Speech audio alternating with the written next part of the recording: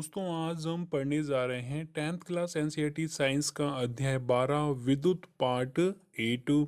तो चलिए दोस्तों आगे चलते हैं और आगे हम देखते हैं विद्युत शक्ति। तो देखते हैं विद्युत शक्ति क्या होती है। तो सबसे पहले हम देखते हैं इसकी डेफिनेशन। किसी विद्युत परिपथ में सेल द्वारा, सेल की जगह यहाँ पे बैटरी भी हो सकती है, किसी विद्युत परिपथ में सेल द्वारा आर प्रतिरोध में आई धारा को निरंतर प्रवाहित करने में किए गए कार्य की दर को विद्युत शक्ति कहते हैं। इसे इसे यानी विद्युत शक्ति को हम कैपिटल पी से प्रदर्शित करते हैं। मान लीजिए एक विद्युत परिपथ है जिसके अंदर आर प्रतिरोध लगा हुआ है और उस आर प्रतिरोध में आई धारा को निरंतर प्रवाहित किया जा रहा है। तो आई धारा को निरंतर प्रवाहित करने में किए गए कार्य की दर को विद्युत शक्ति कहते हैं। तो इसमें आपको तीन शब्दों पर ध्यान रखना है, एक कार्य, एक दर और एक विद्युत शक्ति। दोस्तों दर शब्द जहाँ भी आता है उसका संबंध समय से होता है और दर शब्द के आते ही जो समय होता है वो भाग के चिन्ह के नीचे जाता है। यानी जब हम इसका सूत्र बनाएंगे विद्युत शक्ति का तो जो समय होगा वो भाग के चिन्ह के नीचे जाएगा। अब देखते हैं अथवा में इसकी एक और डेफिनेशन लिखी है। कार्य करने की दर को विद्युत शक्ति कहते हैं।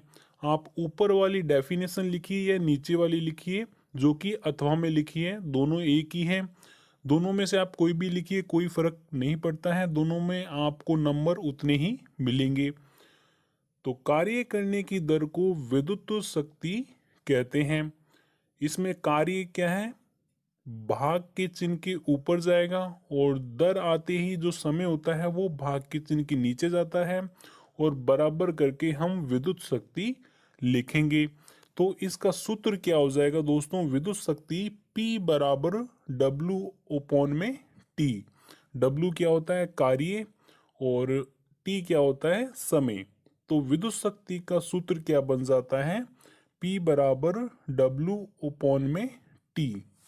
चलिए दोस्तों आगे चलते हैं और आगे हम यहाँ पे क्या करेंगे, विद्युत शक्ति के और सूत्र डेरिवेट करेंगे।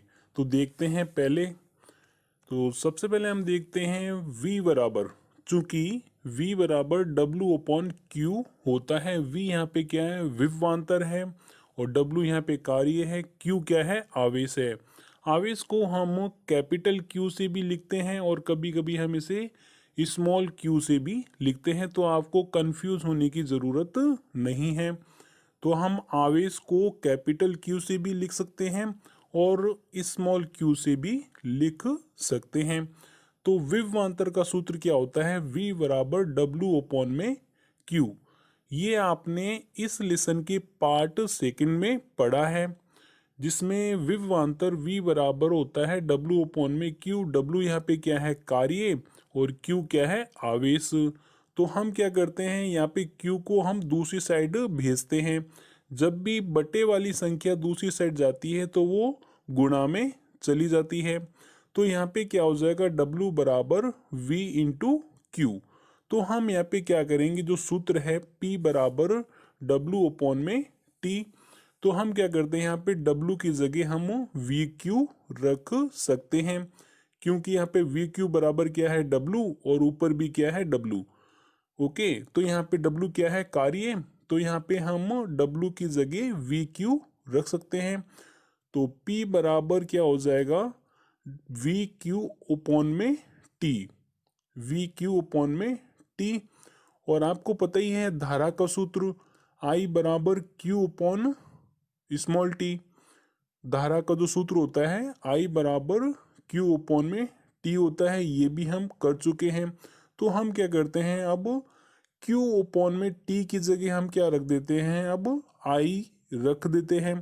तो यहाँ पे विद्युत शक्ति का एक नया सूत्र बन जाता है, P बराबर V इंटू आई। P बराबर V इंटू आई। चलिए आगे चलते हैं और आगे हम देखते हैं नेक्स्ट सूत्र। तो आपको पता ही है V बराबर आई आर होता है। जो ओम नियम होता है, ओम नियम से V बराबर आई आर आता है।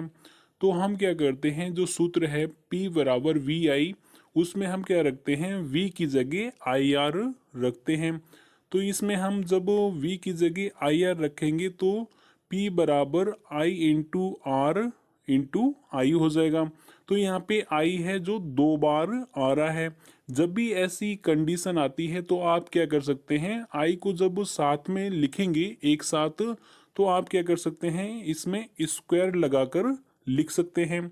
तो यहाँ पे विद्युत शक्ति का एक और सूत्र क्या बन जाएगा, आई स्क्वायर इंटू आर। क्योंकि यहाँ पे आई 2 बार है, इसलिए हमने क्या किया है, इसे साथ में लिखने के लिए आई के ऊपर 2 घात लगा दी है। तो इसमें विद्युत शक्ति का एक नया सूत्र क्या बन गया है, P बराबर आई स्क्वायर इंटू आर। चलिए दोस्तों, अब आगे चलते हैं और आगे हम देखते हैं, चूंकि आई बराबर वी अपॉन में आर, ओम नियम से क्या आता है, V बराबर आई आर आता है। तो हम क्या करते हैं, उससे I का सूत्र बनाते हैं। इसके लिए हम क्या करते हैं, जो R है उसको हम दूसरी साइड ले जाते हैं। जब भी गुणा वाली संख्या दूसरी साइड जाती है तो वो भाग के चिन्ह के नीचे चली जाती है। तो यहाँ पे I का सूत्र क्या बन जाएगा, I बराबर V अपॉन में R। अब हम क्या करते हैं, जो सूत्र हमने बनाया है P बराबर आई स्क्वायर इंटू आर में हम I का मान रखते हैं। I बराबर हम क्या रखते हैं, V अपॉन में R रखते हैं। तो नेक्स्ट स्टेप में देखते हैं P बराबर क्या हो जाएगा, V अपॉन में R, यानी I की जगह हमने V अपॉन में R रख दिया है और ब्रैकेट बंद करके हमने स्क्वायर लगा दिया है। क्योंकि I पे स्क्वायर था इसलिए हमने वहाँ पर स्क्वायर लगा दिया है और इनटू में हमने R लिख दिया है। जब भी हम यह ब्रैकेट खोलेंगे तो जो स्क्वायर होगा वो दोनों पर आ जाएगा, यानी जो भाग के चिन्ह के ऊपर जो V है उसके ऊपर भी स्क्वायर आ जाएगा और जो भाग के चिन्ह के नीचे R है उस पर भी स्क्वायर आ जाएगा। तो चलिए इस ब्रैकेट को खोलते हैं। तो शक्ति का सूत्र क्या आ जाएगा, P बराबर V स्क्वायर ओपन में R स्क्वायर इंटू आर, यानी ओपन में क्या है, आर स्क्वायर है। आर स्क्वायर का मतलब क्या होता है, यहाँ पे नीचे बटे में 2 आर है। तो ऊपर 1 आर है, नीचे 2 आर है, तो 1 आर से 1 आर कट जाएगा तो बटे में 1 आर बचेगा। तो यहाँ पे P बराबर क्या हो जाएगा, V स्क्वायर ओपन में आर। तो यहाँ एक शक्ति का नया सूत्र आ जाता है, P बराबर V स्क्वायर ओपन में आर। दोस्तों, जो विद्युत शक्ति का सूत्र होता है P बराबर W अपॉन में T, उस सूत्र से हमने ये 3 नए सूत्र डेरिवेट किए हैं, जो कि हैं P बराबर V इंटू आई, P बराबर आई स्क्वायर इंटू आर, P बराबर V स्क्वायर अपॉन में आर। अब आपके दिमाग में क्वेश्चन आ सकता है कि सर हम कौन सा सूत्र यूज करेंगे। तो यह कंडीशन डिपेंड करती है क्वेश्चन पर। अगर आपके क्वेश्चन में कार्य और समय के बारे में बता रखा है तो आपको सूत्र यूज करना है P बराबर W अपॉन में T। और अगर आपको क्वेश्चन में वोल्टेज और धारा दे रखी है तो आपको सूत्र यूज करना है P बराबर V इंटू आई। और अगर आपको क्वेश्चन के अंदर धारा और प्रतिरोध दे रखा है तो आपको सूत्र यूज करना है आई स्क्वायर इंटू आर। और अगर आपको क्वेश्चन के अंदर वोल्टेज और प्रतिरोध दे रखा है तो आपको विद्युत शक्ति का सूत्र यूज करना है P बराबर V स्क्वायर अपॉन में R। चलिए आगे देखते हैं। तो आगे है, विद्युत शक्ति का SI मात्रक वॉट होता है जिसे हम कैपिटल W से लिखते हैं। अगर आपके क्वेश्चन आता है विद्युत शक्ति का SI मात्रक क्या होता है, या फिर आपके क्वेश्चन आता है विद्युत शक्ति का मात्रक क्या होता है, तब आपको आंसर में लिखना है विद्युत शक्ति का मात्रक वॉट होता है। वॉट शक्ति का छोटा मात्रक होता है, अतः हम वास्तविक व्यवहार में शक्ति के काफ़ी बड़े मात्रक किलोवाट का उपयोग करते हैं। किलो के लिए यहाँ पे K लगा है और वॉट के लिए W लगा है। तो यहाँ पे किलोवाट को शॉर्टकट में हम KW लिखते हैं। यानी वास्तविक व्यवहार में मतलब होता है यानी दैनिक जीवन में जो विद्युत ऊर्जा का जो खर्च होता है, जब हम उसकी गणना करते हैं तब हम शक्ति के बड़े मात्रक किलोवाट का उपयोग करते हैं। 1 किलोवाट इक्वल टू 1000 वाट के बराबर होता है। यानी जो 1 किलोवाट होता है वह 1000 वाट के बराबर होता है। अब मान लीजिए आपको वॉट दे रखा है, तो वॉट को अगर आपको किलोवाट के अंदर कन्वर्ट करना है तो आपको क्या करना है, 1000 का भाग देना है। मान लीजिए 900 वाट है, अब इसे करना है हमें किलोवाट में, तो इसमें 1000 का भाग दे दीजिए, तो इसमें आंसर आ जाएगा 0.900 किलोवाट। चलिए दोस्तों आगे चलते हैं और आगे हम देखते हैं मात्रक वॉट की परिभाषा, यानी जो शक्ति का मात्रक होता है उसकी परिभाषा देख लेते हैं। जब किसी युक्ति युक्ति यानी कोई विद्युत उपकरण जब किसी युक्ति या विद्युत उपकरण में 1 एम्पियर की धारा 1 वोल्ट पर प्रवाहित की जाती है तो युक्ति की शक्ति 1 वॉट होती है। यानी जब किसी विद्युत उपकरण या विद्युत युक्ति के अंदर 1 एम्पियर की धारा 1 वोल्ट पर प्रवाहित की जाती है तो विद्युत युक्ति की शक्ति 1 वॉट होती है। इसे हम सूत्र के द्वारा भी प्रूव कर सकते हैं। तो आपको पता ही है विद्युत शक्ति का एक सूत्र होता है P बराबर V इंटू आई। तो दोस्तों एक विद्युत शक्ति का एक सूत्र होता है P बराबर V इंटू आई। इसमें हम क्या करते हैं, इसमें V और I की वैल्यू रखते हैं। तो V कितना दे रखा है 1 वोल्ट और I कितना है 1 एम्पियर। तो 1 और 1 की गुणा करेंगे तो कितना आ जाएगा 1, तो P बराबर कितना आ जाएगा 1 वॉट आ जाएगा। चलिए दोस्तों आगे चलते हैं और आगे हम देखते हैं विद्युत ऊर्जा। तो सबसे पहले हम देखते हैं विद्युत ऊर्जा की डेफिनेशन। शक्ति तथा समय के गुणनफल को विद्युत ऊर्जा कहते हैं। शक्ति तथा समय के गुणनफल को विद्युत ऊर्जा कहते हैं। अब देखते हैं इसका सूत्र। विद्युत ऊर्जा बराबर क्या हो जाएगा, शक्ति इंटू समय, क्योंकि शक्ति तथा समय के गुणनफल को विद्युत ऊर्जा कहते हैं, इसलिए हमने यहाँ पे शक्ति और समय का गुणनफल कर दिया है। तो विद्युत ऊर्जा बराबर शक्ति इंटू समय। शक्ति को हम लिखते हैं P से, समय को लिखते हैं हम स्मॉल t से। तो विद्युत ऊर्जा बराबर क्या हो जाएगा, P इंटू टी हो जाएगा। तो यहाँ पे आप सूत्र में देख सकते हैं शक्ति इंटू समय है, शक्ति का मात्रक होता है वॉट और समय का मात्रक यहाँ पे होगा हावर यानी घंटा। यानी जब भी हम विद्युत ऊर्जा की गणना करेंगे तो समय के मात्रक को हम घंटे में ही लेंगे। तो शक्ति से आ जाता है W और समय से आ जाता है H यानी हावर। तो इसका मात्रक यानी जो विद्युत ऊर्जा का मात्रक वॉट हावर यानी वॉट घंटा होता है। इसका व्यापारिक मात्रक किलोवाट घंटा यानी kWh होता है, जिसे सामान्य बोलचाल में यूनिट भी कहते हैं। यानी जब हम शक्ति के व्यापारिक मात्रक किलोवाट का यूज करते हैं तो विद्युत ऊर्जा का भी व्यापारिक मात्रक आ जाता है किलोवाट घंटा यानी किलोवाट हावर, जिसे सामान्य बोलचाल में यूनिट भी कहते हैं। इसमें जो शब्द आया है यूनिट, इस शब्द को आपने शायद अपने दैनिक जीवन में कभी सुना होगा। जो दोस्तों हमारे बिजली का जो बिल आता है उसमें यूनिट उपभोग लिखा होता है, यानी हम 1 महीने या 2 महीने में कितनी यूनिट खर्च करते हैं, यानी कितनी विद्युत ऊर्जा का खर्च करते हैं, वो यूनिट के रूप में लिखा होता है। तो वो ही शब्द यहाँ पे यूज किया गया है। चलिए आगे चलते हैं और आगे हम देखते हैं 1 यूनिट इक्वल टू 1 kWh यानी 1 किलोवाट हावर, क्योंकि हम यूनिट को किलोवाट हावर भी कहते हैं और किलोवाट हावर को हम यूनिट भी कहते हैं। तो यूनिट और हावर एक दूसरे के इक्वल होते हैं। तो 1 यूनिट इक्वल टू 1 kWh। अब हम यह भी देख लेते हैं कि 1 यूनिट में कितने जूल होते हैं। जूल जो होता है विद्युत ऊर्जा का SI मात्रक होता है। तो हमें क्या करना पड़ेगा, जितने भी जो मात्रक दे रखे हैं वो हमें SI में रखने पड़ेंगे। तो 1 किलोवाट में कितने हो जाएंगे, 1000 वाट हो जाएंगे। यानी वाट क्या होता है, शक्ति का SI मात्रक होता है। फिर हावर दे रखा है इसे भी हमें सेकंड में चेंज करना पड़ेगा, क्योंकि जो समय का एसआई मात्रक सेकंड होता है। तो यहाँ पे एक आवर में कितने सेकंड हो जाएंगे? 3600 सेकंड। 1000 और 3600 की जब आप गुणा करेंगे तो कितना आ जाएगा? 3.6 इंटू 10 की घात 6 आ जाएगा। 10 की घात 6 का मतलब है एक के आगे 6 जीरो, यानी 3.6 इंटू एक के आगे 6 जीरो। इसे हमने शॉर्टकट में लिखा है, यानी 10 की घात के रूप में लिखा है।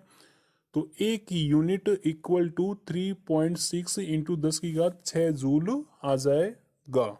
तो दोस्तों एक यूनिट बराबर 3.6 इंटू 10 की घात 6 जूल आ जाएगा। आगे देखते हैं, विद्युत ऊर्जा का एसआई मात्रक जूल होता है, जिसे कैपिटल जे से लिखते हैं। अगर आपके क्वेश्चन आता है विद्युत ऊर्जा का एसआई मात्रक क्या होता है, तब आपको लिखना है जूल।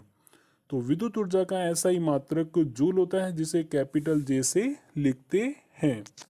चलिए दोस्तों आगे चलते हैं और आगे हम देखते हैं विद्युत शक्ति तथा विद्युत ऊर्जा पर आधारित 2 से 3 क्वेश्चन। तो पहला क्वेश्चन देखते हैं, कोई विद्युत बल्ब 220 वोल्ट के जनित्र से संयोजित है। यदि बल्ब से 0.5 एम्पियर विद्युत धारा प्रवाहित होती है तो बल्ब की शक्ति क्या है? यानी हमें शक्ति ज्ञात करनी है। तो आंसर में देखते हैं, आंसर में हमें सबसे पहले लिखना है क्या क्या दे रखा है। तो दिया है विभवांतर बराबर, यानी V बराबर हमें दे रखा है 220 वोल्ट, और विद्युत धारा यानी I बराबर हमें दे रखा है 0.5 एम्पियर। तो दोस्तों हमें यहाँ पर क्वेश्चन के अंदर V और I दे रखा है, तो हम यहाँ पे क्या करेंगे, शक्ति का सूत्र P बराबर V इंटू आई लगाएंगे। P बराबर V इंटू आई लगाएंगे। अब इसमें हम क्या करते हैं, वैल्यू रखते हैं। तो V हमें कितना दे रखा है 220 वोल्ट, इंटू आई हमें कितना दे रखा है 0.5 एम्पियर। जब हम 220 वोल्ट इंटू 0.5 एम्पियर करेंगे तो आंसर आ जाएगा 110 वॉट, यानी P बराबर कितना आ जाएगा 110 वॉट आ जाएगा। यानी जो विद्युत बल्ब है उसकी शक्ति 110 वॉट है। चलिए दोस्तों आगे चलते हैं और आगे हम देखते हैं नेक्स्ट क्वेश्चन। तो नेक्स्ट क्वेश्चन है, एक घर में 400 वॉट का रेफ्रिजरेटर, 200 वॉट की टीवी और 150 वॉट का पंखा और 50 वॉट का बल्ब लगा है। ये सभी उपकरण प्रतिदिन 8 घंटे चलते हैं, यानी एक दिन में 8 घंटे चलते हैं। 3 रुपये प्रति किलोवाट आवर को हम यूनिट भी कहते हैं। तो 3 रुपये प्रति किलोवाट आवर या यूनिट की दर से इन्हें 30 दिन तक चलाने के लिए विद्युत ऊर्जा का मूल्य क्या होगा? यानी एक यूनिट का मूल्य 3 रुपये है, और अगर हम इन सभी उपकरणों को 30 दिन तक चलाते हैं तो विद्युत ऊर्जा का मूल्य कितना होगा वो हमें ज्ञात करना है। तो इसके लिए हमें क्या करना पड़ेगा, पहले हमें विद्युत ऊर्जा का खर्च निकालना पड़ेगा, फिर हम विद्युत ऊर्जा का मूल्य भी निकाल लेंगे। चलिए दोस्तों अब इसका आंसर देखते हैं। तो आंसर में सबसे पहले हमें लिखना है कुल विद्युत शक्ति यानी P। तो कुल विद्युत शक्ति कितनी है पहले हमें वो गणना करनी है। तो कुल विद्युत शक्ति हमें दे रखी है 400 volt plus 200 volt plus 150 volt plus 50, यानी जितने भी विद्युत उपकरण जुड़े हैं उनकी जो वॉट है उन सभी को जोड़ देना है। तो इससे कुल विद्युत शक्ति आ जाएगी। तो कुल विद्युत शक्ति P बराबर कितना हो जाएगा 400 plus 200 plus 150 volt plus 50 volt. तो टोटल P बराबर कितनी आ जाएगी 800 वोल्ट आ जाएगा। इस 800 वोल्ट को हमें कन्वर्ट करना है किलो वोल्ट में। तो हमें क्या करना है 800 में 1000 का भाग देना है। तो P बराबर कितना आ जाएगा 0.800 किलो वॉट। क्योंकि हमें विद्युत शक्ति का जो मात्रक होगा जब भी हम विद्युत ऊर्जा की गणना करेंगे किलो वॉट में रखेंगे। फिर हमें निकालना है समय। तो कुल समय यानी स्मॉल t बराबर कितना हो जाएगा 8 इंटू 30, यानी एक दिन में ये चलते हैं 8 घंटे। तो 30 दिनों तक कितने घंटे चलेंगे? तो 8 इंटू 30 बराबर कितना आ जाएगा 240 घंटे, यानी 30 दिनों तक ये 240 घंटे चलेंगे। चलिए दोस्तों आगे चलते हैं और आगे हम विद्युत ऊर्जा की गणना भी कर लेते हैं। तो इसके लिए हम सूत्र लगाएंगे विद्युत ऊर्जा बराबर P इंटू टी, पी यानी शक्ति, टी यानी समय। तो पी हमें दे रखा है 0.800 किलोवाट, इंटू समय है 240 घंटे। तो जब इसकी आप गुणा करेंगे तो इसमें आंसर आ जाएगा 192 kWh यानी 192 यूनिट। यानी ऊर्जा का जो विद्युत ऊर्जा का जो उपभोग हुआ है वह 192 किलोवाट आवर या 192 यूनिट है। तो इसमें आप देख सकते हैं विद्युत ऊर्जा का मूल्य। तो एक यूनिट का मूल्य कितना है, 3 रुपये है। तो 192 यूनिट का मूल्य कितना आ जाएगा, 3 × 192 कितना आ जाएगा, 576 रुपये